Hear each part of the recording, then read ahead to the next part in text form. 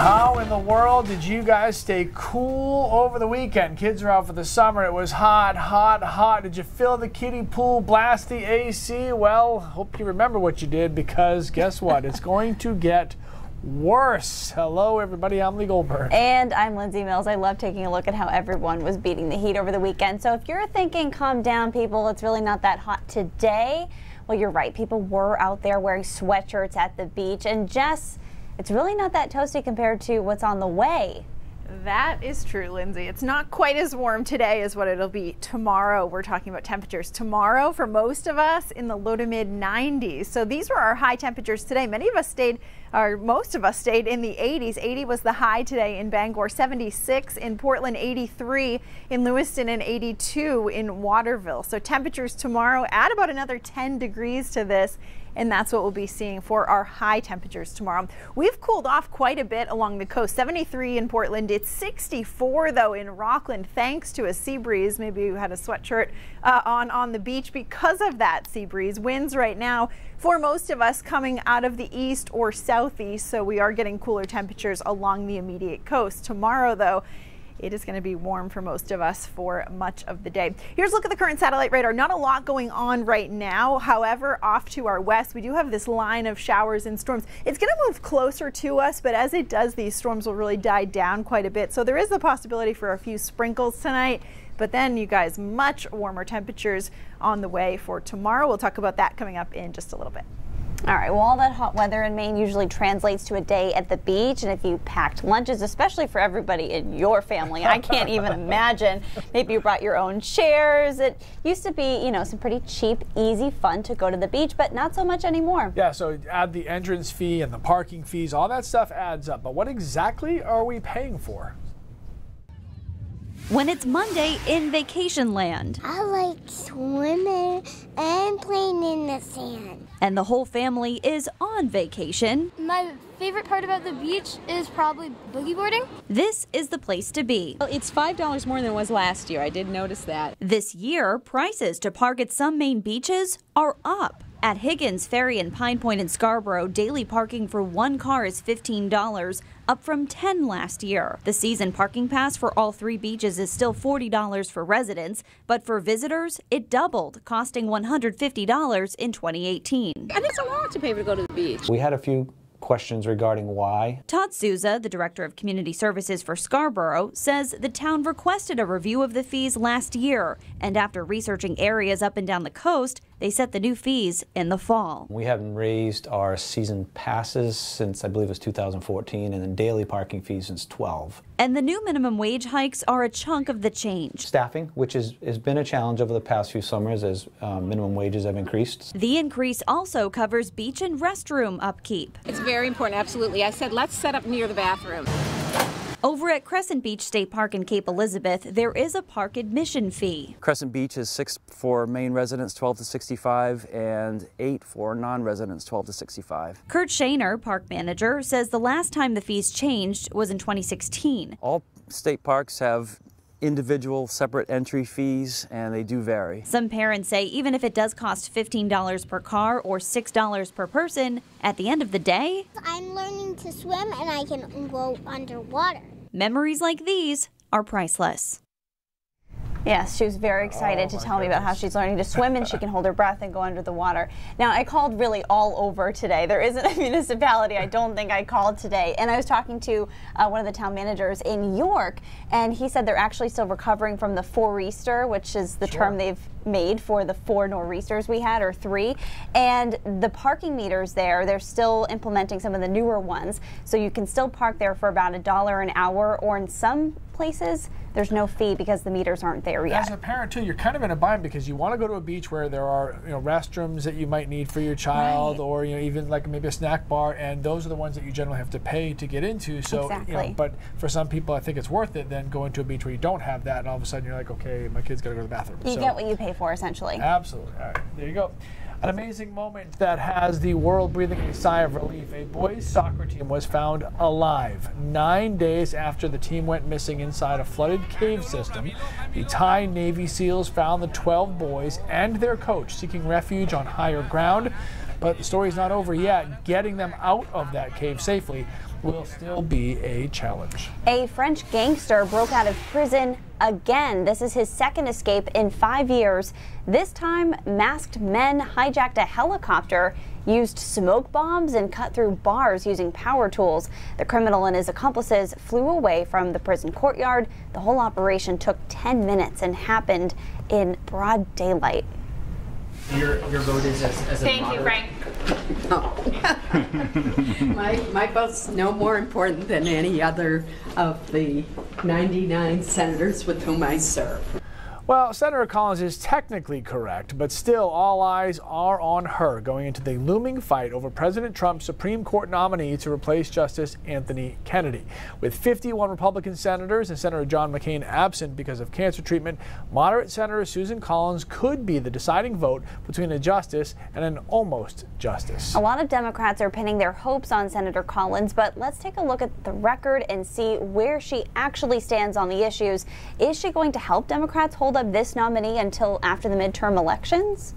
The president, under the Constitution, has the authority to put forth Supreme Court nominees, and then we have our job to do in considering them. I felt that it was a mistake that Judge Garland was not given a hearing and full consideration by the Senate, and I think it would be a mistake if the Democrats repeated that error.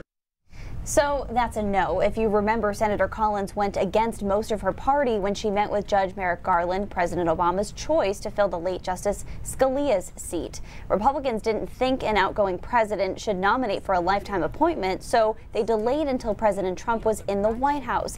He then appointed Justice Gorsuch instead. So Senator Collins says, no, let's move forward with President Trump's nominee before the midterms. And a really big discussion right now, and an emotional one as well. Will another conservative justice tip the scales and allow the Supreme Court to overrule Roe v. Wade? And as a pro-choice senator, will Senator Collins reject a nominee who wants to take away abortion rights?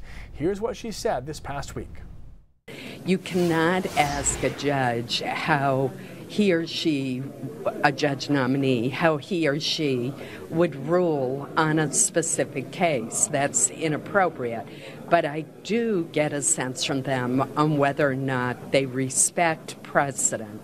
And from my perspective, Roe v. Wade is an important precedent, and it is settled law. I would not support a nominee who demonstrated hostility to Roe v. Wade, because that would mean to me that their judicial philosophy did not include a respect for established decisions, established law. Now, she's feeling pressure on both sides. The president of college Republicans implies Senator Collins isn't a Republican if she doesn't support a pro-life justice. But the hashtag Hangers for Collins is spreading on social media as well. Now, this could be disturbing, so you might want to take your kids out of the room or maybe put this on mute for the next few minutes. People from all over the country claim they are sending shipments of wire hangers to Senator Collins' offices as a symbol of what a Roe v. Wade repeal would mean for abortion rights. We've reached out to Susan Collins' office, but they did not respond to comment. President Trump says he will announce his nominee 1 week from today. He has already met with 4 candidates, and he plans to speak with 2 or 3 more. My grandfather thinks this town is cursed. That all the bad things that happen in this town are because of one thing. Evil comes to Derry, Maine every 27 years, at least according to Stephen King's horror classic It. The first movie was a giant success, so of course, work is already underway for a sequel. Warner Brothers released the first official cast photo of It Chapter 2, featuring the Losers Club all grown up. It's a star-studded cast including Jessica Chastain and James McAvoy. Chapter 2 will be out September of next year. I never looked at a red balloon the same again. Well, remember your multiplication tables? I don't, definitely not. Our next story is about to challenge everything you knew about math. Try not to lose your head, but what's 3 times 5 and later? If we weren't scared, then we would be stupid. Imagine the adventure of a lifetime. We'll introduce you to 2 men who are making it a reality. All right. Yes. Christina's package is in transit. Yes. Let's Polly, your see. last name What is do we got, Beach. Kids? Tammy says, we always went to the beaches that were out of the way and no tourists. Yeah. I mean, I don't mind the beach. And I don't mind if it's crowded. I mean, I don't want it to be ridiculously crowded. I don't like walking that far away, especially with like all the kids. It's all the stuff you have to carry. Like you need to caravan The beach your toys, stuff, the cooler, the chairs. I mean, everything. You have to be prepared for all of it, and so that's just a lot of work getting everything to the there. umbrella. So I like to park obviously as close as possible. Some beaches, even if you can't park there, they do have drop-off areas, which I'm very happy for, because I'll drop everything off and then let all the minions carry it all, and then I'll go miles away and park. So I'll walk back and forth, but I don't have to, all the stuff that doesn't have to be carried. So yeah, drop-off areas are huge. They are huge, and it's just one of those things. Like I'm in the same ballpark of people who I don't mind spending a little extra more money if I know I'm going to have access to a clean restroom, and you know, sometimes there's even like the showers you can shower your feet off, so you're not getting sand all in your car. I mean, those little things just make such a huge difference. It is the little things. No, Amy, your story, that story is coming up shortly.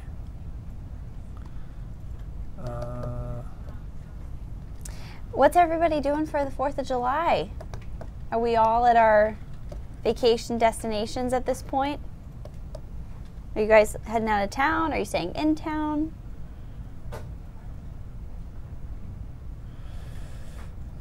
Alicia is weighing in on our Susan Collins coverage today, saying Susan Collins should support the president as she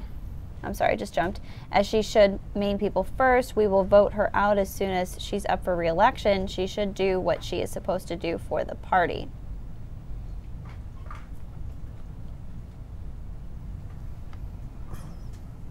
Yeah, it'd be better if we could hear these commercials, eh? Mm-hmm. All right, kids, class is in session. What is 5 times 3? You're asking the wrong person. This one's easy. You got this one. I know, it's 15. Okay, so you're right, but you're also kind of wrong. According to a teacher who's getting all kinds of hate on the internet today, this is bizarre. This post is pretty much going viral. The test says, use the repeated strategy addition strategy to solve 5 times 3. The kid answered 15, because 5 plus 5 plus 5. But nope, -1. That's not the way you're supposed to do it, Dad. They want us to do it this way. I don't know that way. Why would they change math? Math is math. Okay, math Dad. is math. Well, apparently not. The teacher wanted the kid to write 3 plus 3 plus 3 plus 3 plus 3. What is the actual difference? Great idea. We have no idea, because it's got a lot of parents fired up on Facebook today, and now me on the set. Yeah, that clip of the movie was like a live look into my past. Well, Tanya says what she loves about math is that there is always one correct answer. It doesn't matter how you get there. But Jordan says when learning the process, it's more important because you're learning problem solving. But Holly simply says, and they wonder why kids hate school. I cannot tell you how many times I've helped my children with their homework, and I'm like, oh, just do it like this. And they turn it in. The answer is absolutely right. And they get told it's wrong because they didn't get to the answer the right way. Right, and you have to show your work. Oh my gosh. Calculators Drives don't help me you show your nuts. work. No?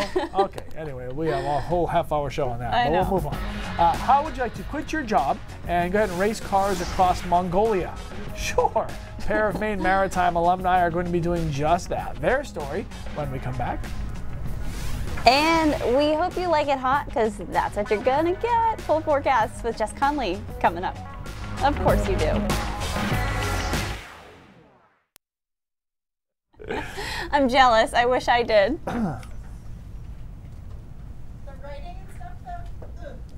No, so like with division, like they don't do remainders and stuff anymore. There's no long division. You can't do right. So they're like, Dad, what's 49 to 50 divided by 7? And I'm like, it's 7.1. And they're like, well, what do you mean? I go, okay, look, so you go over here and then you bar, you carry. You can't do that. I go, no, but that's the actual answer is 7.1. And like, no, I can't do it like that. I go, but what is it? I don't understand what you're saying. Well, you have to do this. You have to make columns of 10, and then you have to do that. I go, The answer is 7.1. So what does it matter if you do your columns at 10 or if you just do ahead and remainder them?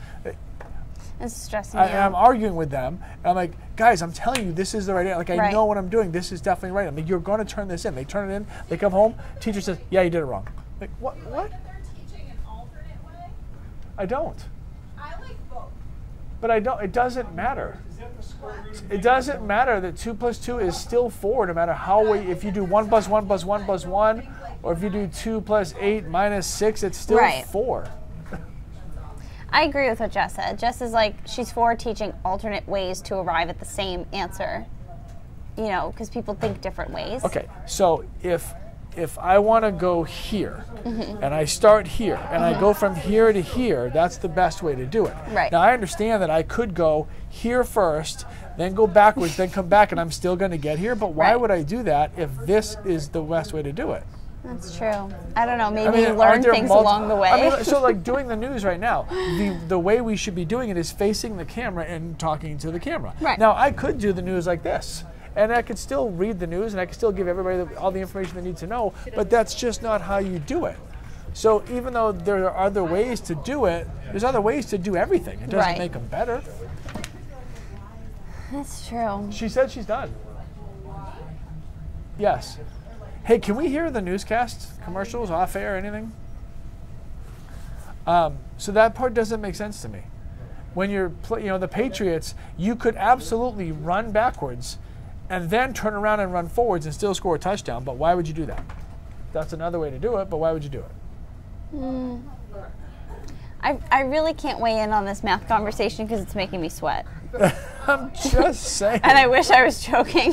Hey, Lynn, happy anniversary to you. 44 on the 4th. Boom. That is awesome.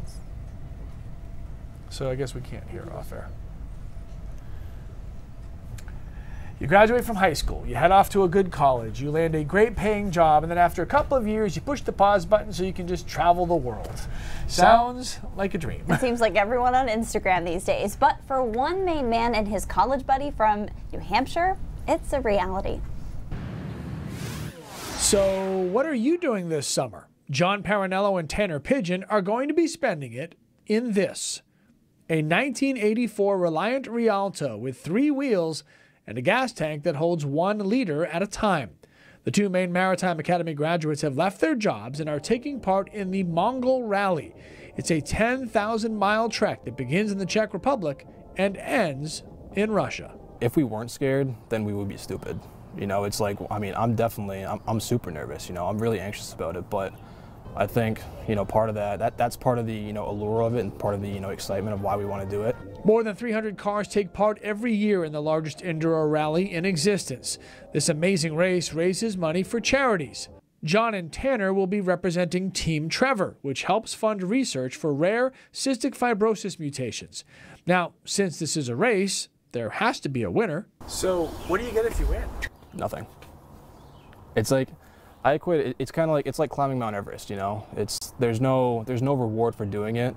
It's just the fact and the act of actually doing it and completing it. Once they're off, there is no support along the way. No people to check in with, no helpers, just 2 men, a 3-wheeled car that gets 18 miles to the tank, and a satellite phone in case of emergency. My mom's like beside herself right now. Like, she can't stand it. She's very nervous, to say the least.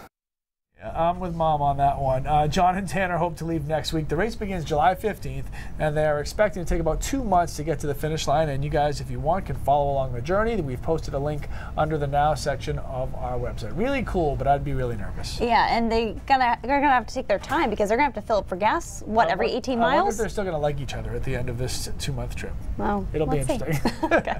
All right. In response to viral videos of Border Patrol agents at Maine bus stops and on the Turnpike, the debate surrounding immigration checks in our state is murkier than ever. We've gotten a lot of questions about it. So Christina Rex breaks down one point of confusion today, what's known as the 100-mile zone. Lee and Lindsay, viewer Robert Ferguson commented on our Facebook page sharing this image and writing, quote, Maine is geographically a constitution-free zone. You can be stopped by DHS or Border Patrol anytime, anywhere, and be searched. So is that true? We try to get to the bottom of this very muddy debate. Our sources are Division Chief Dennis Harmon of Customs and Border Patrol, Holton Sector, ACLU of Maine Staff Attorney Emma Bond, and Julia Brown, Advocacy and Outreach Attorney with the Immigrant Legal Advocacy Project. So part one of Robert's comment is that Maine is geographically a Constitution-free zone. He's right on the concept, wrong on the language. We look at 100 air miles from the international border as where we can set up our traffic checkpoint. You've probably seen this map outlining what is known as the 100-mile zone. It highlights the perimeter of the United States, an area where Border Patrol's activity is more prominent and the rules slightly change. It's true that the entire state of Maine falls into this 100-mile zone. But what exactly does that mean? I mean, I would say that there is uncertainty around the 100-mile zone and how much power exactly Customs and Border Patrol have. That's where there's a big gray area. Border Patrol agents say that within the 100-mile zone, they're allowed to set up checkpoints, like on I-95 or at bus stops. They say they can board and search any vehicle in this area with reasonable suspicion of illegal activity, but without a warrant. Division Chief Harmon cites a 1976 Supreme Court case, United States versus Martinez Fuerte. The ruling says, quote, "We hold that stops for brief questioning routinely conducted at permanent checkpoints are consistent with the Fourth Amendment and need not be authorized by warrant." The ACLU of Maine interprets that case differently. The ACLU's position is that the Constitution still applies, the Fourth Amendment still applies, and so all people have the right against unreasonable searches or seizures, even in the 100-mile zone. So the interpretation of the 100-mile zone and what exactly it allows is heavily debated, as you can tell. Still, Border Patrol here in Maine operates as though it has the right to search your vehicle without a warrant in our entire state. The ACLU is currently suing Border Patrol for a number of its practices. Guys? All right, Christina, thanks. So walking the dog is a common chore for kids, but what about this, walking the cat? We saw this gem on Snap Maps today, and it raised a big question. Is walking the cat on a leash a normal thing? Do people do that? And for our animal correspondent, we turn to Lee Goldberg. Well, I'll tell you that the 5 cats that we have, they would all love that, I think. Just to get outside? Yeah, but no, I've never seen that or heard of that before. I'm in your house. Our dog Tito is like smaller than most cats, and we walk him, so I feel like it's okay. I feel like the cats wouldn't love the leash. They don't exactly do things that you want them to. They do what they want. Right. Like, dogs will be obedient. Cats are like, dude, no. Right. So that's pretty much cats. That's a cat's motto. # do no. Exactly.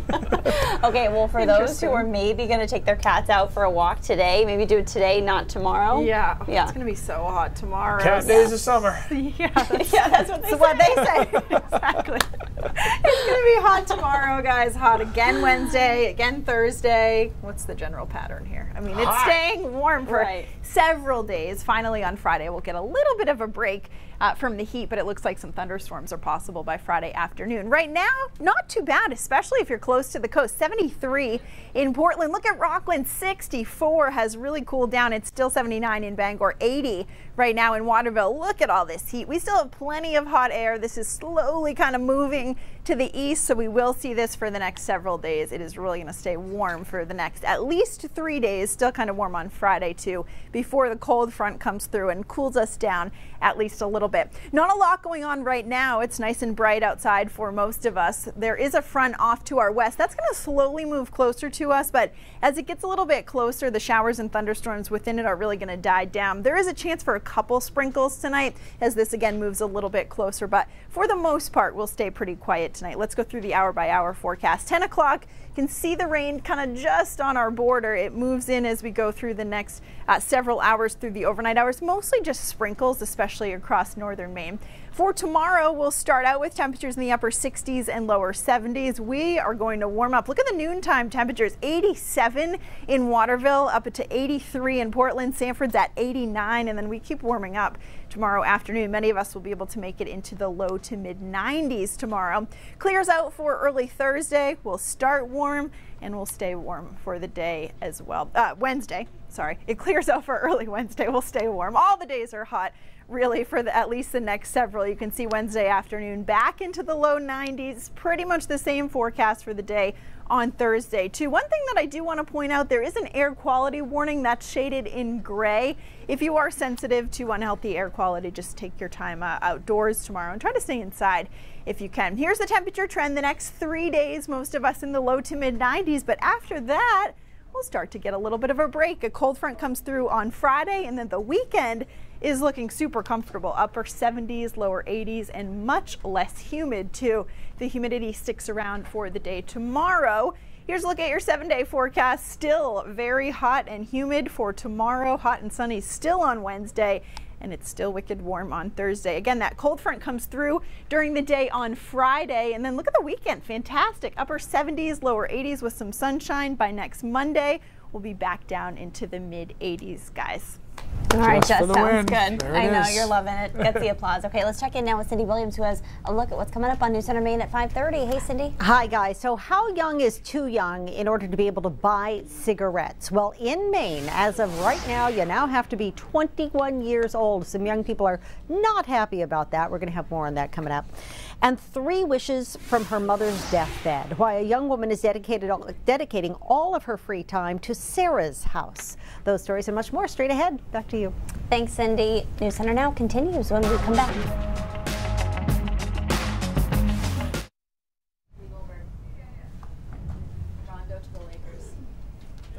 Oh, yeah?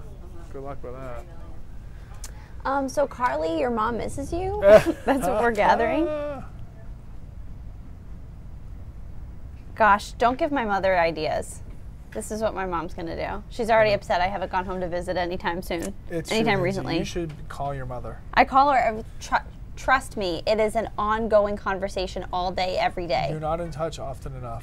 She worries about you. Be in touch with your mother. Parent. Be in touch with your mother. I know. She wants me to physically get in the car and go see her. So, my oldest went.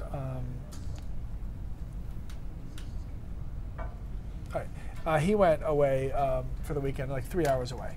So whatever. I mean, he's 20 years old and works for the United States Coast Guard. I'm not really worried about him, but I'm like, hey, you know what? You're going 3 hours. You know, just shoot me a text when you get there. Just make me happy. Mm-hmm. Yeah, of course, Dad. No problem. That was Friday. Today's Monday. And you haven't heard from him? No, but I know he's there. Like How do you know he's there? Because I follow him on social media, so I see him posting all these pictures. No, we've talked since Friday, but he never texted me that he was there. He never gave you the text. No, yeah. And I didn't even bring it up. I'm bringing it up now to you guys only. No, I never said anything because then I'm like that dad who's like, "Hey, you said you were gonna text me." So, but no, it's it's sometimes it's, you can still worry about your kids. Oh, yeah. I mean, the worries never goes away. It's just the topic changes. Just depends what you're worried about. Used to be worried about hitting his head on a glass table or reaching up and grabbing something off the sink he's not supposed to. And now I'm worried that he drives 3 hours away and I want to make sure he made it all right. So. Okay, that's fair. So I'll just say it's okay. It's always nice to just check in. That's fair. A little just because. I call it just because. Just because. What's the matter? Why are you texting me? No, just because. Just how you doing? How's it going? It's very hard to text just because when I'm under deadline every day. There's no excuse at all for not being able to shoot a quick text to mom or dad and say, hey, just want you guys to know I'm thinking about you. You have to teach me your voice to text ways because I'm not good at it. I'm not good at it. I'll do it. I will text your parents every day. And I'll tell them how you're doing. I just need their number. I will text on a daily basis. I'll put them right in my rotation.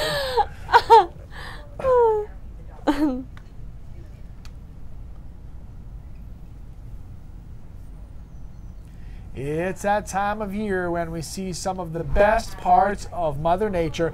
A Snapchat user in Berwick was able to get close enough to these baby birds without disturbing their sleep.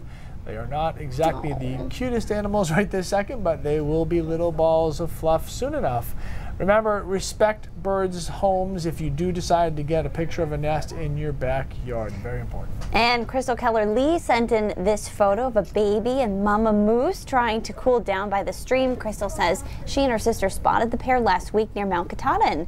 And if you have great pictures like these, post them to our News Center Maine Facebook page. And that is adorable. You know what's going to happen later in life when that little moose gets bigger? That little moose that becomes a big moose will stay in touch with its mother. He says that because of our Facebook Live conversation going on right now. I didn't even, I never thought of that. That's why you said that. All right, if you want to know what we're talking about, join the conversation. But News Center Maine at 5:30 continues now.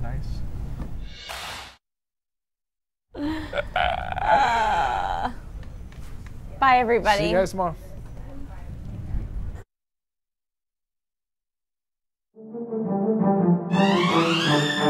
Thank you.